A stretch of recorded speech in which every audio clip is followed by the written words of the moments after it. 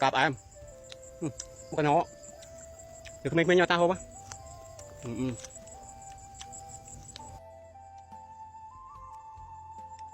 เคยตรอมบานมันบนคือชอบปะชอบพบบ่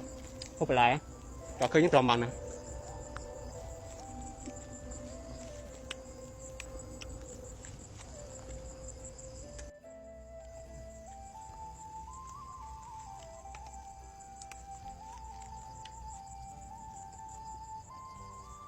บานมันเท่า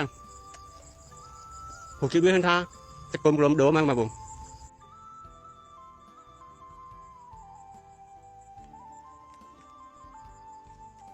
em phân không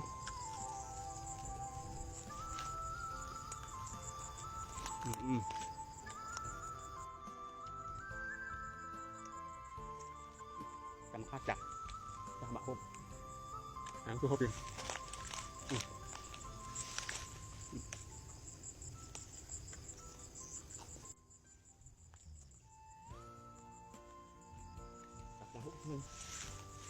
ngon